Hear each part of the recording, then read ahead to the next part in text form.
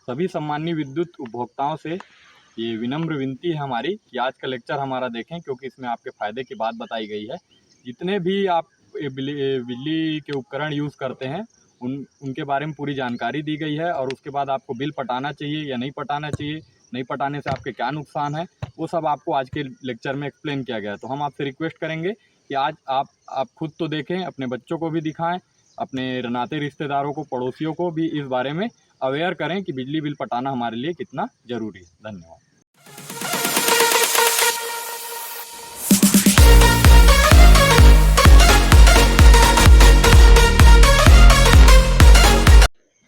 Good morning dear students. कल हमने series connection और पैरेलल कनेक्शन देखा था, उसके न्यूमेरिकल्स किए थे।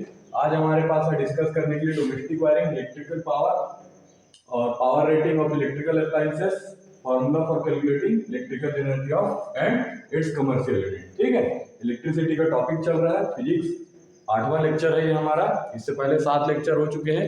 अगर आपने उनको नहीं देखा है तो जाकर देखिए, क्योंकि सभी इंटरकनेक्टेड है। आपको 8वें लेक्चर में शायद ही कुछ समझ में आएगा अगर आपने पिछले का लेक्चर नहीं देखा हुआ। समझ में आ जाता है, अच्छी बात है, लेकिन कोशिश करिए कि पूरा एक सीरीज में चलते आइए, जिससे पूरा डिटेल्ड आपको एक्सप्लेन होता जाए। ठीक है, तो आज कल हमने बात किया था सीरीज कनेक्शन और पैरेलल कनेक्शन का। आज हम बात करेंगे वायरिंग, डोमेस्टिक वायरिंग, मतलब घरों में हम जो, जैसे यहाँ पे जो बल्ब जल रहा है, किस कनेक्शन की वजह से जल रहा है, सीरीज कनेक्शन है या फिर पैरेलल कनेक्शन। ठीक है, तो उसके लिए हम सबसे पहले सीरीज वायरिंग और डोमेस्टिक वायरिंग तो समझ ही चुके हैं। एग्जांपल एक ले लेते हैं कि सीरीज वायरिंग कहाँ पे होता है और डोमेस्टिक पैरेलल वायरिंग कहाँ पे होता है घरों में। ठीक है, तो जो अपन दिवाली के टाइम पे झालर यूज करते हैं, ठीक, तो वहां पे क्या होता है, सीरीज कनेक्शन होता है, सीरीज वायरिंग होती है। ठीक है, एक से एक बल्ब, हर एक बल्ब एक दूसरे के एंड पॉइंट से वहां पे कनेक्टेड होता है। सिमिलरली पैरेलल वायरिंग, हमारी जो घर के अंदर की वायरिंग होती है वो क्या कहलाती है, पैरेलल वायरिंग। ठीक है, अब दोनों का एडवांटेज और डिसएडवांटेज देखते हैं अपन। सीरीज वायरिंग और इधर ले लेते हैं पैरेलल वायरिंग। ठीक है, डोमेस्टिक वायरिंग में पैरेलल यूज होता है। अब इसका अपने को क्या देखना है, डिसएडवांटेज, कि सीरीज क्यों नहीं यूज करते अपन, है ना। और इसके रेस्पेक्ट में अपन इसका क्या देखेंगे, एडवांटेज, कि क्यों अपन पैरेलल वायरिंग यूज करते हैं। ठीक है, अब इसमें क्या होता है सीरीज वायरिंग में, जैसे मान लीजिए मेरे पास end to end bulb connected है। ठीक है, ये मेरा बल्ब है, हर एक बल्ब, सीरीज वायरिंग ऐसे ही होता है, झालर जो हमारा दिखता है सिमिलरली इसी टाइप का दिखता है। तो इसमें क्या होता है कि अगर कोई एक बल्ब, मान लीजिए ये बल्ब फ्यूज हो गया मेरा, ठीक है, आगे सप्लाई नहीं जा पाएगी, ये कनेक्टेड रहेगा, लेकिन ये बल्ब मान लीजिए फ्यूज हो गया, तो यहाँ का सर्किट क्या हो गया, ओपन हो गया। ठीक है, इसमें करंट जो है वो आगे नहीं जा पाएगा, तो हमारा सर्किट क्या हो जाएगा, यहाँ पर से ब्रेक हो जाएगा। मतलब अगर मेरे को सप्लाई चारों बल्ब में चाहिए तो मेरे को केवल 2 बल्ब में मिल पाएगा, बाद के 2 बल्ब में नहीं मिल पाएगा। सिमिलरली पैरेलल वायरिंग में ऐसा नहीं होता है। पैरेलल में आपको कल भी बताया था कि सब में वोल्टेज क्या मिलता है, हमको सेम मिलता है। ठीक है, ये चारों रेजिस्टेंस बना लो चाहे बल्ब बना लो, एक ही मतलब है। तो इसमें अगर हम एक वोल्टेज देते हैं, ठीक है, इसके केस में क्या होता है कि सबको सेम वोल्टेज मिलता है चारों को। तो अगर एक कोई जल नहीं भी रहा है तो भी हमारे पास 3 क्या होगा, कोई डिस्टरबेंस नहीं होगा, वो तीनों क्या रहेंगे, जलते रहेंगे। ठीक है, अब इसमें क्या होता है, सबके लिए एक स्विच देते हैं अपन। जैसे इन दोनों बल्ब के लिए क्या हुआ, एक ही स्विच है अपने पास, या यहां से भी अपन देते तो एक ही स्विच दे सकते थे, लेकिन यहाँ पे क्या है, सबके लिए अपन सेपरेट स्विच देते हैं। जैसे घरों में हर एक बल्ब के लिए या पंखे के लिए अलग अलग बटन होता है हमारे पास, सिमिलरली हम क्या कर सकते हैं पैरेलल वायरिंग में, हर एक रेजिस्टेंस के लिए, हर एक बल्ब के लिए, हर एक डोमेस्टिक पर्पस यूज के लिए हम क्या कर सकते हैं, अलग अलग स्विच दे सकते हैं। लेकिन सीरीज वायरिंग में हम ऐसा नहीं कर सकते, हमको क्या पूरे एक ही स्विच से हमको पूरे बल्ब को ऑपरेट कराना पड़ेगा। और तीसरा इसका डिसएडवांटेज क्या है कि हमको स्टार्टिंग में कितना रहता है हमारे पास वोल्टेज, 220 वोल्ट का। ठीक है, वोल्टेज जो हमारे पास होता है वो कितना होता है, 220 वोल्ट का वोल्टेज होता है। ठीक है, जब इसमें स्टार्ट करते हैं तो पहला बल्ब जो है वो अच्छे से ग्लो करता है, ठीक, क्योंकि उसको प्रॉपर वोल्टेज मिल पाता है, फुल वोल्टेज मिल पाता है। लेकिन जो एंड का, जैसे यहाँ पर तो मैं 4 की बात कर रहा हूँ, अपन जो झालर की बात करते हैं उसमें 100-150 करीब बल्ब होते हैं। ठीक है। तो जो लास्ट का बल्ब होता है वो ग्लो कम करता है। अभी आप दिवाली आने वाली है, आप देखिएगा जला करके जो झालर होगा पहला बल्ब थोड़ा ज्यादा ग्लो करेगा, और अगर आपका लंबा झालर होगा तो लास्ट बल्ब जो होगा वो थोड़ा कम ग्लो करता है। तो डिसएडवांटेज है इसका कि हर एक बल्ब को प्रॉपर वोल्टेज जितना चाहिए, जितना पहले बल्ब को मिल रहा है उतना लास्ट बल्ब को नहीं मिल पा रहा है। सिमिलरली पैरेलल वायरिंग में डिसएडवांटेज खत्म हो जाता है, सभी को 220 वोल्ट मिल रहा है ना। अपन देखें इस चीज को कल, पैरेलल वायरिंग में क्या होता है कि सबको सेम वोल्टेज मिलता है, इसको जितना मिलेगा उतना इसको मिलेगा, उतना इसको मिलेगा, और सिमिलरली उतना ही इसको मिलेगा। और एक लास्ट डिसएडवांटेज जो है,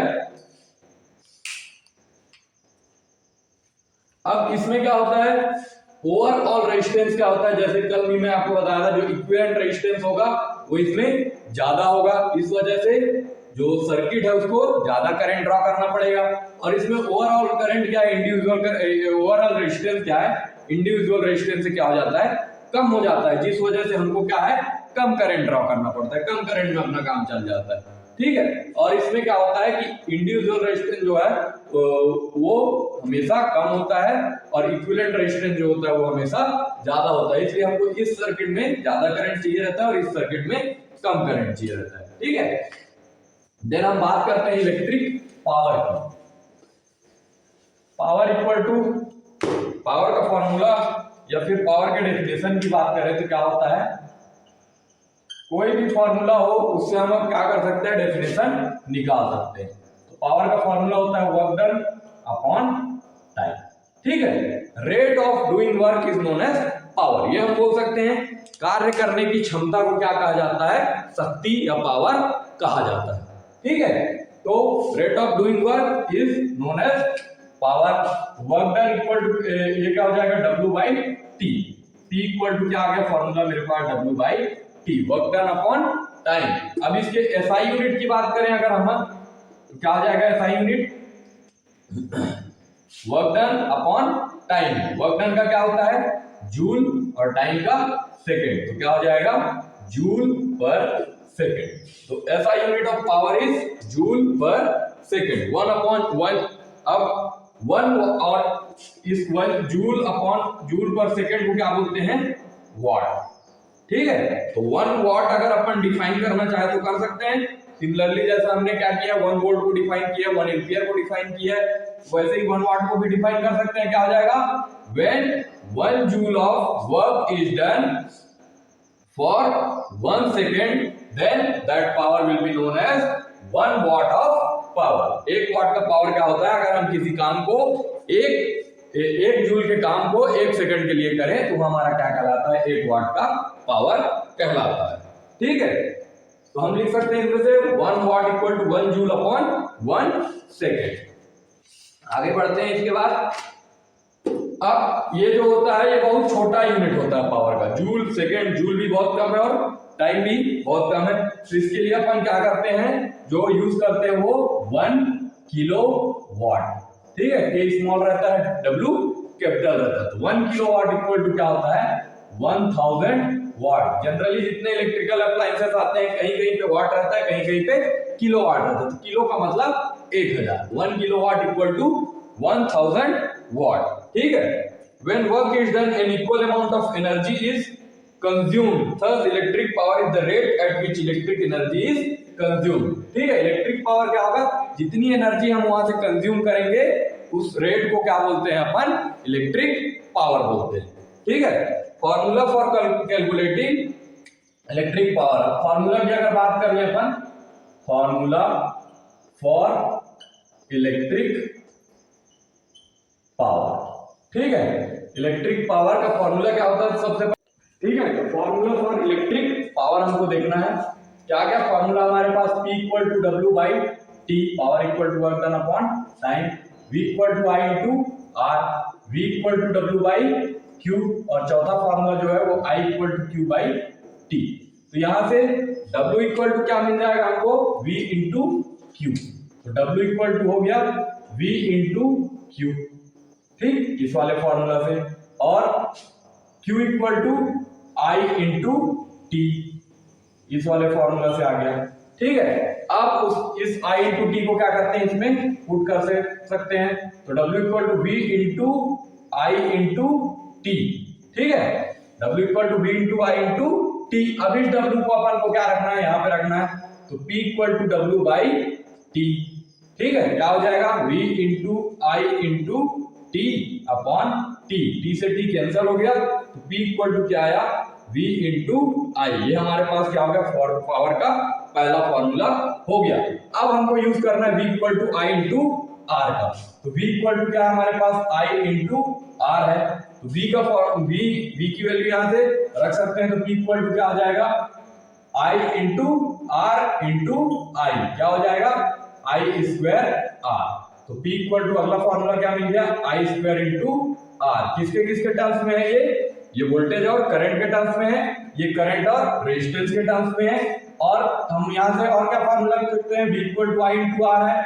I इक्वल टू क्या हो जाएगा V बाई आर, ठीक है, V बाई आर। इसको अगेन इसमें रख दो आप, तो क्या हो जाएगा P equal to V into V upon r, तो P equal to V square upon are, ठीक है। तीन फार्मूला हमको मिल गए, P equal to v I, P equal to I square r और P equal to V square r. इसको याद करने के लिए अपन क्या करते हैं, एक पाई चार्ट बना लेते हैं। पाई चार्ट में तीन पार्ट में उसको डिवाइड कर दो, तो यहाँ पे क्या हो जाएगा V P equal to V into I, ठीक है, ये दिख रहा है आपको, P equal to V into I पहला formula, P equal to I square R, ठीक है, और देन थर्ड फॉर्मूला है P equal to V square upon are, ठीक है। इसका स्क्रीनशॉट ले लीजिए आप लोग। सबसे पहले अपन पावर का डेफिनेशन देखे, देन उसके बाद फार्मूला फॉर इलेक्ट्रिक पावर देखे, और उसके बाद तीनों फार्मूला को वोल्टेज करंट और उसके बाद करंट रेजिस्टेंस और उसके बाद वोल्टेज और रेजिस्टेंस के टर्म्स में डिराइव कर लिए, उसका पाई चार्ट बना लिया, ठीक है। ये पावर वाला टॉपिक हमारा यहाँ पे खत्म होता है। नेक्स्ट अपन पढ़ते हैं power voltage rating and electrical appliances. अब जैसे हमारे पास जो इलेक्ट्रिकल अप्लायंसेस है, ठीक है, कौन कौन से हैं, बल्ब है, फैन है ना, हीटर है, गीजर है, इन सब चीजों में जो पावर रेटिंग लिखी होती है उसका मतलब क्या होता है हम थोड़ा सा देखते हैं, ठीक है। जैसे एक 100 वाट का बल्ब लेते हैं एग्जांपल के लिए, फॉर एग्जांपल अपन लेते हैं एक 100 वाट का बल्ब, ठीक है, जो लाल वाला बल्ब आता है इनकैंडेसेंट लैंप बोलते हैं उसको, ठीक। तो 100 वाट के बल्ब में लिखा होता है 100 वाट 220 वोल्ट, ठीक है। इसका मतलब क्या है, ये लिखा हुआ है बल्ब में, ठीक है, अच्छी बात है, लेकिन इसका मतलब क्या है, तो जो हमारे पास घर में सप्लाई आती है, बिजली के खंभे से जो हमारे घर में सप्लाई आती है वो कितनी होती है 220 वोल्ट की। तो वोल्टेज क्या हो गया, पोटेंशियल डिफरेंस क्या हो गया 220, और 100 वाट क्या होता है पावर, 100 वाट क्या होता है पावर, ठीक है। तो P और V आ गया, तो हमको क्या निकालना हो, अगर करंट निकालना हो तो हम निकाल सकते हैं। क्या होता है फॉर्मूला हमारे पास, P equal to V into I, है ना, तो V इंटू आई क्या निकालना है, करंट निकालना, तो P अपॉन V, P की वैल्यू कितनी है 100 और V की वैल्यू कितनी है 220, ठीक है। कितना आ जाएगा ये 0.18 के लगभग, ठीक है, 0.45 के लगभग, 0.45 एम्पियर। तो जो बल्ब में 100 वाट के बल्ब में जो करंट फ्लो होता है 220 वोल्ट के लिए वो कितना होता है 0.45 एम्पियर का करंट फ्लो होता है, ठीक है। सिमिलरली हमारे पास अलग अलग बल्ब होते हैं, जैसे आजकल एलईडी बल्ब आ गए हैं 9 वाट के, ठीक है। ये एलईडी बल्ब जो लगे हुए हैं ये है आपका 40 या 60 वाट का है, ठीक है। और उसके बाद आप और जो बल्ब यूज करते हैं, लाल वाला बल्ब भी एक आता है 60 वाट का, 80 वाट का भी आता है। तो इस तरह से सभी वाट के बल्ब के लिए हम क्या कर सकते हैं, करंट की वैल्यू वहां पे फाइंड आउट कर सकते हैं, ठीक है। ये जब आपको पीडीएफ प्रोवाइड कराया जाएगा नोट्स का, तो वहां पे आपके पीडीएफ में रहेगा कि सभी बल्ब में कितने वाट का बल्ब होता है, कितने वाट का कौन सा इलेक्ट्रिकल इक्विपमेंट होता है, उसमें कितना वोल्टेज देते हैं, तो उसके करंट की वैल्यू क्या होती है। ये मैं आपको एक एग्जांपल के लिए बताया। अब देखिए क्वेश्चन है हमारे पास, लिखा हुआ है बोर्ड पे, an electric bulb is rated 220 volt and 100 watt when it is operated on 100 when it is operated, ठीक है, on 110 volt the power consumed will be, an electric bulb is rated 220 volt, तो V कितना दिया हुआ है 2 20 और power कितना दिया हुआ है 100। ठीक है, तो यहां से हम क्या कर सकते हैं, करंट निकाल सकते हैं। P इक्वल टू क्या होता है, V इंटू आई। ठीक है, P की वैल्यू रख दो 100, 220 into I. I equal to कितना हो गया 100 अपॉन 220। ठीक है, इसको रहने देते हैं अभी ऐसी। उसके बाद नेक्स्ट क्या बोल रहा है हमको निकालने के लिए, when it is operated on 110 volt. अब केस 2 मान लो हमारे पास क्या हो गया, V इक्वल टू 110 वोल्ट। ठीक है, तो the power consumed will be, तो अब क्या निकालना है, पावर निकालना है। V इंटू आई, आई की वैल्यू हमारे पास है और V की वैल्यू 110 इंटू 100 अपॉन 220। 0 से 0 कट गया, 11 एक कम, 11 दूनी 50, कितना हो गया, P इक्वल टू 50 वाट। ठीक है, तो 110 वोल्ट के बल्ब से अगर उसको चेंज कर दें तो पावर जो हमारा कितना कंज्यूम होगा, 50 वाट का पावर कंज्यूम होगा। ठीक है, अब formula for calculating electrical energy देखते हैं अपन। Formula for calculating electrical energy, ये हमारा आज का लास्ट टॉपिक है।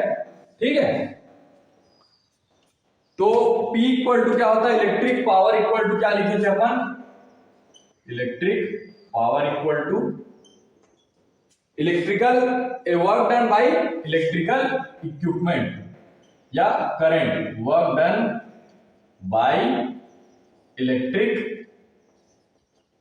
Current upon time.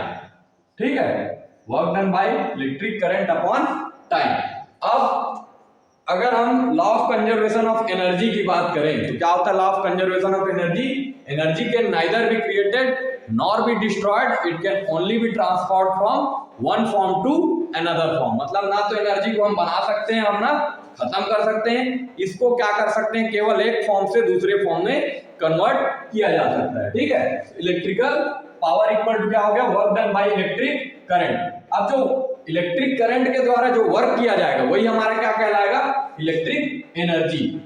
As per law of conservation of energy. ठीक है, इसको ऐसे समझिए, जितना हम काम करेंगे उतना ही हमको क्या मिलेगा, आउटपुट मिलेगा। ठीक है, जैसे मैं जितना खाना खाऊंगा उतना ही मेरे को क्या मिलेगा, एनर्जी हो गया। तो जो खाना खा रहा हूं क्या है, वर्क डन है, और जो मैं आउटपुट दे रहा हूं वो क्या है, एनर्जी है। तो सिमिलरली इलेक्ट्रिक एनर्जी केस में भी वैसा ही होता है, work done by electric current क्या हो जाएगा, work done by electric current equal to electric energy. ठीक है, ये क्या हो जाएगा, इलेक्ट्रिक एनर्जी कंज्यूम्ड लिख सकते हैं अपन इसको। ठीक है, जितना अपन वर्क करेंगे उतना ही एनर्जी वहां से निकलेगी। तो इसको मैं क्या लिख सकता हूं, E से डिनोट कर सकता हूं, इलेक्ट्रिक एनर्जी है ये, टाइम T से और इलेक्ट्रिक पावर P से। तो P इक्वल टू क्या हो जाएगा, E बाई T। ठीक है, E इक्वल टू क्या हो जाएगा, P into T। Electric energy equal to power into time, ये हमारे पास नया फॉर्मूला आ गया। तो the electric energy consumed by an electrical appliances is given by the product of its power rating and time for which it is used. ठीक है, तो इलेक्ट्रिकल एनर्जी का जो डेफिनेशन होगा वो कैसा बनेगा, जितना पावर हम कंज्यूम कर रहे हैं गिवन टाइम के लिए वो हमारी क्या कहलाएगी, इलेक्ट्रिक एनर्जी। ये दो चीजों पे डिपेंड करता है, power rating of the appliances. ठीक है, इलेक्ट्रिकल एनर्जी, चलिए एक एग्जांपल से देखते हैं। इलेक्ट्रिकल एनर्जी हमको निकालना है, अगर पावर हमको दिया हुआ है किसी इलेक्ट्रिकल अप्लायंस का 1000 वाट। ठीक है, और अगर हम उसको 5 सेकंड के लिए चलाते हैं, ठीक है 5 सेकंड के लिए चलाते हैं, टाइम दिया हमको 5 सेकंड, तो इलेक्ट्रिकल एनर्जी कितना हो जाएगा, 1000 इंटू 5 सेकेंड, है ना। तो इसका कितना हो जाएगा, 5000। ठीक है, अब इसकी एसआई यूनिट की अगर बात करें तो वर्क डन का क्या होता है, वर्क डन के इक्वल है इलेक्ट्रिकल एनर्जी, तो वर्क डन का क्या होता है, जूल। तो इलेक्ट्रिकल एनर्जी का भी क्या हो जाएगा, जूल। तो एनर्जी कितनी आ जाएगी हमारे पास, 5000 जूल की एनर्जी आ जाएगी। ठीक है, अब इसके बाद हमको देखना है commercial unit of electric energy. ठीक है, कमर्शियल यूनिट क्या। अब इसका जो एक चीज और देख लेते हैं, इसमें अपन जो यूनिट यूज करते हैं, जूल क्या है, बहुत छोटा यूनिट है, तो हम इसमें यूज करते हैं किलो वाट आवर। ठीक है, जैसे पावर के लिए हमने देखा था किलोवाट, किलोवाट मान लो पावर कैसा यूनिट हो गया, और टाइम सेकेंड, तो टाइम की जगह में अपन क्या ले लिए, आवर ले लिए, तो ये क्या हो जाएगा किलोवाट आवर। अब अगर अपन कमर्शियल यूनिट की बात करें, commercial unit of electric energy.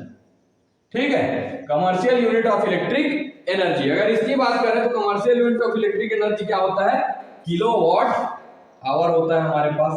ठीक है, देखते हैं किलोवाट आवर का मतलब क्या होता है। The SI unit of electric energy is joule. We know that 1 joule of is the amount of electric energy consumed when an appliance of 1 watt power is used for 1 second. ठीक है, this is very small unit, thus we use a bigger unit for commercial purpose named as kilowatt hour. ठीक है, अब 1 kilowatt hour equal to क्या हो जाएगा मेरे पास, 1 kilowatt hour equal to, इसको क्या लिख सकता हूं अलग अलग करके, 1 किलोवाट इंटू, ठीक है ये कैपिटल है, इंटू 1 आवर। ठीक है, अब 1 किलोवाट में कितना वाट होता है, तो 1000 वाट। ठीक है, और 1 आवर में 60 इंटू 60 सेकेंड। अब इसको क्या लिख सकता हूं वाट को मैं, 1000 into joule upon second into 60 into 60 second, second से सेकेंड कट गया, पावर क्या आ जाएगा मेरे पास, 1 किलोवाट आवर इक्वल टू 6 6 जा 36, 2 जीरो यहां से, उसके बाद 3 जीरो यहां से। ठीक है, joule 1 kilowatt hour equal to कितना होता है, 3.6 1 2 3 4 5 6, 3.6 into 10 to the power 6 joule. इसी को हम क्या बोलते हैं, 1 यूनिट, है ना। जैसे अपन बोलते हैं 1 किलोवाट आवर इक्वल टू क्या होता है, 1 यूनिट। इस 1 किलोवाट आवर का क्या मतलब है, अगर हम 1 किलोवाट के अप्लायंस को 1 घंटा यूज करें तो हमारा जो एनर्जी कंज्यूम होगा वो कितना होगा, 1 यूनिट। यूनिट ही बोला जाता है जनरली जब हम कमर्शियल यूनिट की बात करते हैं कि कितना यूनिट आप कंज्यूम कर रहे हैं। जैसे आपके घर में आप भी जानते होंगे, अपने पेरेंट्स से भी पूछिएगा, ठीक है, कितने यूनिट बिजली की खपत हुई, बोलते हैं ना, तो वही चीज है, 1 kilowatt hour equal to 1 unit. किसी भी एक 1000 वाट के अप्लायंस को अगर 1 घंटे यूज करते हैं तो जो एनर्जी कंज्यूम होती है वो क्या कहलाती है, 1 यूनिट। इसी 1 यूनिट के हिसाब से आपका क्या रहता है, कमर्शियल और घरेलू पर्पस का बिल ऐड होता है। ठीक है, जैसे कि एग्जांपल के लिए देखते हैं, मान लीजिए आपके घर में बोला जा रहा है कि इस एक मंथ में एवरेज जो यूज कर रहे हैं अपन, कितना यूनिट कर रहे हैं, 25 यूनिट कर रहे हैं, और गवर्नमेंट के द्वारा जो अभी चल रहा है रेट वो कितना है, डीएलएफ के लिए मतलब घरेलू के लिए और एनडीएलएफ के लिए। ठीक है, तो डीएलएफ के लिए 3.9 के समथिंग कुछ है, मान लेते हैं अप्रोक्सीमेट 4 रुपीज के आसपास है, और एनडीएलएफ के लिए कितना है, 7.6 के आसपास कुछ है, तो इसको मान लेते हैं 7.5 रुपीज के आसपास है। ठीक है, या 8 मान लेते हैं, मल्टीप्लीकेशन आसान हो जाएगा। ठीक है, तो 25 यूनिट अगर आप घर में यूज करते हैं और 15 यूनिट दुकान में यूज करते हैं। ठीक है, ये दुकान हो गया हमारा और ये घर हो गया, होम और शॉप। ठीक, तो 25 यूनिट अगर आपने घर में यूज किया तो आपको कितना चार्ज देना पड़ेगा, गवर्नमेंट को 100 रुपए, बिजली विभाग को आपको कितना देना पड़ेगा, 100 रुपए। सिमिलरली अगर आप 15 यूनिट यूज करते हैं दुकान में तो 15 8 के रेट में कितना हो जाएगा, 15 8 120 रुपए। मतलब दुकान का अगर आप कम यूनिट भी यूज करेंगे तो भी उसका क्या है, रेट ज्यादा है, तो आपको पैसा क्या लगेगा वहां पे, ज्यादा लगेगा। और 25 गुणित 4 ये कितना हो जाएगा, 100। छत्तीसगढ़ गवर्नमेंट आपको इसमें सब्सिडी भी देती है, जहां पे आपको क्या करना होता है कि हर महीने बिल पटाना है आपको। अगर आप हर महीने बिल पटाते हैं तो आपको इस 50% इसमें छूट मिलती है। मतलब अगर आपने 25 यूनिट का कंज्यूम किया तो आपको पैसा जो पटाना पड़ेगा वो कितना पटाना पड़ेगा, 12.5 यूनिट का पैसा पटाना पड़ेगा। 100 रुपए अगर आपके हो रहे हैं तो 100 में से केवल आपको कितना पटाना है, 50 रुपए पटाना है। 50 रुपए बिजली विभाग को जो देगी वो कौन देगी, गवर्नमेंट देगी 50 रुपए। ठीक है, 50 रुपए कंज्यूमर को देना है और 50 रुपए कौन देगी? गवर्नमेंट। बिजली विभाग पूरा पैसा लेगा 100 रुपए, लेकिन 50 रुपए किससे लेगा? आपसे लेगा, और 50 रुपए किससे लेगा? गवर्नमेंट से लेगा। तो इससे फायदा ये है, कंज्यूमर लोग को ये चीज ध्यान देना चाहिए, अवेयर नहीं है हमारे यहाँ के, तो ये चीज उनको ध्यान देना चाहिए कि हमको हर महीने बिल पटाने की कोशिश करें। हर महीने पटाने से फायदा आप ही का है, 50% आपको छूट मिल रहा है। तो मैं बहुत छोटे अमाउंट की बात कर रहा हूँ। मान लीजिए आपके घर का पैसा 1000 रुपए आता है, ठीक है, मान लीजिए आपके घर का जो पैसा आता है 1000 रुपए बिजली बिल बन के आया, ठीक, आप इसको नहीं पटाए तो क्या हो गया? अगले महीने ये फिर से 1000 आ गया, 1000 कितना हो गया? 2000 रुपए हो गया। इस 2000 पे फिर गवर्नमेंट ब्याज अलग से लेती है, ठीक है, तो इसमें नुकसान किसका है? आपका है, ठीक है, गवर्नमेंट का कुछ नहीं जा रहा है, वो तो आपसे पैसा वसूल लेगी। अगर आप नहीं देंगे तो गवर्नमेंट के पास इतना अथॉरिटी है कि वो आपका घर और सामान बेच करके भी पैसा ले सकती है, ठीक। तो वहां पे क्या होगा? 2000 रुपए आपको मतलब जबरदस्ती का पटाना पड़ रहा है, और उसमें ब्याज अलग से जुड़ रहा है। ब्याज जो लगता है वो चक्रवृद्धि ब्याज लगता है, ठीक है। चक्रवृद्धि ब्याज आप लोग मैथ्स में पढ़ेंगे अभी, या पढ़े होंगे पहले, तो जानते होंगे चक्रवृद्धि ब्याज कितना खतरनाक होता है, ठीक है। तो 2000 और ऊपर से ब्याज भी दो, और उसी को अगर हर मंथ पटाओगे, हर मंथ पटाने पे क्या होगा? हर मंथ पटाने पे आपको 1000 का 500 रुपए ही पटाना पड़ेगा, पहली बात, ठीक है। 500 रुपए पटा, 500 रुपए छूट दे रही है गवर्नमेंट। बिजली बिल भी पड़ गया, आपका टेंशन भी खत्म कि घर का लाइट मेरा कट सकता है, ठीक है। ये आपको फायदा है हर महीने बिल पटाने से। छत्तीस गवर्नमेंट और भी कई गवर्नमेंट इस पे छूट दे रही है, जैसे दिल्ली गवर्नमेंट, अरविंद केजरीवाल जी की सरकार, वहां पे 200 यूनिट का छूट देती है। 400 यूनिट तक अगर आप बिजली कंज्यूम करते हैं तो आपको 200 यूनिट तक का छूट मिलता है। पंजाब गवर्नमेंट क्या करती है कि 300 यूनिट का शायद पूरा छूट देती है वो, ठीक है। आप अगर बिजली 300 यूनिट से ज्यादा खपत करते हैं तो आप जितना ज्यादा खपत करते हैं उसका देना पड़ेगा, और 300 यूनिट आपको फ्री रहेगा। तो 300 यूनिट बहुत ज्यादा होता है, वैसे आप उतना कंज्यूम नहीं कर पाएंगे। जनरली जो अपन एक नॉर्मल घर में मानते हैं तो अपन 100 से 120 यूनिट मैक्सिमम यूज करते हैं एक महीने, ठीक है। तो पूरा वहां पे पंजाब गवर्नमेंट छूट दे रही है। सिमिलरली सीजी गवर्नमेंट क्या कर रही है? 50% छूट दे रही है। यही काम वहां पे दिल्ली में अरविंद केजरीवाल जी की सरकार कर रही है। और जो मीटर अपने यहाँ लगा होता है, ठीक है, उस मीटर में क्या करते हैं अपन? अभी ये वो डिजिटल मीटर होने वाला है। मतलब पहले जैसे आप मोबाइल रिचार्ज करते हैं, सिमिलरली आपको क्या करना है? मीटर को, बिजली बिल को पहले से पेड करना है, तब आपके घर में बिजली जलेगी, अदरवाइज बिजली काट दी जाएगी। तो ये वाला सिस्टम आने वाला है, शायद रायपुर में एक आध दो दिवाली के बाद ऐसा सुनने में आया है कि मे भी ये पॉसिबल हो सकता है। तो हो सकता है जल्दी से अपने यहाँ भी आ जाए, कोई बड़ी बात नहीं है। सरकार इस समय बहुत अच्छे से काम कर रही है, और इस जो अच्छा काम करेगा उसके लिए एप्रिसिएशन है, और जो खराब काम करेगा उसके खिलाफ भी बोलेंगे, ठीक है। हम किसी से डरने वालों में से नहीं है। तो ये समझ लीजिए आपके फायदे की चीज है। अगर आप बिजली हर महीने पटा रहे हैं तो आपका फायदा है, नहीं पटा रहे हैं तो आपका नुकसान है। क्यों नुकसान है? 1000 कितना हो गया? 2000 हो गया, उसके बाद वो अलग से उसमें ब्याज भी जुड़ रहा है। तो 2 महीने का कितना पैसा पटा रहे हैं देख लीजिए। और अगर हर महीने पटा रहे हैं तो कितना पटाना पड़ रहा है? 500 रुपए। 1500 रुपए का आपको क्या मिल रहा है? वहां पे छूट मिल रहा है 2 महीने का, ठीक है। तो 2 महीने में आपको कितना पटाना पड़ता? मान लीजिए 1000 रुपए पटाना पड़ता, और उस केस में अगर आप बिल नहीं पटा रहे हैं तो कितना पटाना पड़ रहा है? मान लीजिए 2200, 2100 या 2200 रुपए कुछ आपको पटाना पड़ेगा। तो 1100 रुपए का आपको, अगर आप बिल नहीं पटाते हैं तो 1100 रुपए का आपको क्या है? नुकसान, ठीक है। ये चीज खुद भी समझिए, अपने घर वालों को भी समझाइए कि हर महीने बिजली बिल पटाया जाए, ठीक है। धन्यवाद।